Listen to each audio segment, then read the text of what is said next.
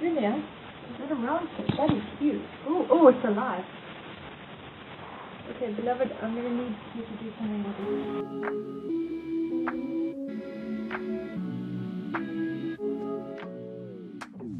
this. We simply wanted to know what they were catching, and at the same time to see, how do we know what the cats are doing out there? Are they bringing everything back into the house? We really don't know that. And at that time, little animal-born video cameras, which everyone knows as kitty cams now, were put on cats in different suburbs around Cape Town. What was interesting for us is that people often argue that cats are really important for controlling rats and mice. But we found actually that cats are killing 9 other animals for every rat or mouse that they kill.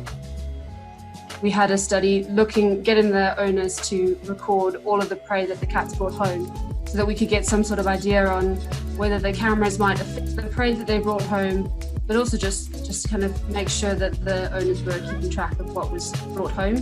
And that allowed us to see that while some people didn't think that their cats hunted at all, and maybe the cats didn't bring anything home, that the owners saw, when we checked the kitty cam footage, there was prey that the cats caught, which was really interesting because it just kind of shows that cats are catching a lot that their owners might never even know about.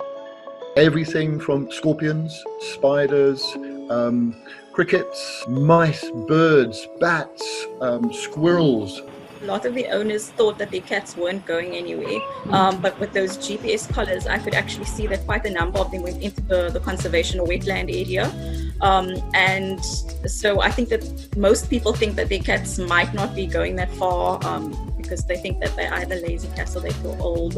But I had a 10-year-old cat, if I remember correctly, that brought home 4 prey items and was moving into the wetland. At the end of the day, the answers to our questions were the average Cape Town cat is catching about 90 prey per year, and we reckon there were about 300,000 cats in Cape Town catching 90 prey on average per year.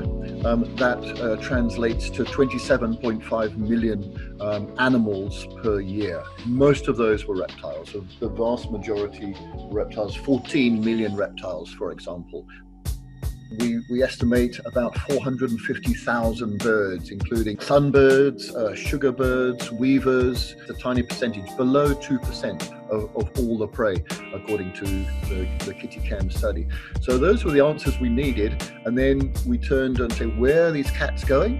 They're actually leaving the urban edges and then moving into Table Mountain National Park. We knew that from the little GPS trackers that we had on them.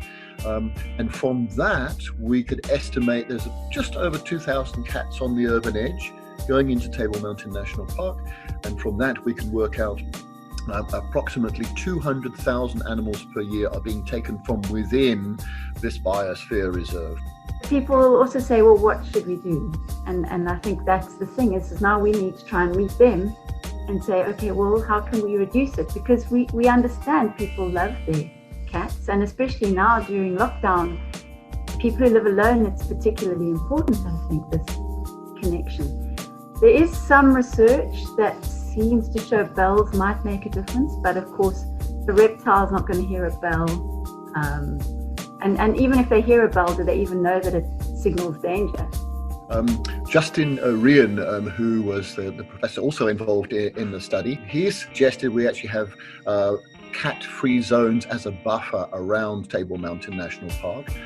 So we're talking about a buffer about 800 meters where it's like a stewardship program. It's not banning cats from those houses. It's saying to the cat owners, would you be responsible for your cat? Would you either put it in a catio, which is an enclosed patio, or would you keep it in during night to at least reduce the amount of time that it has out there?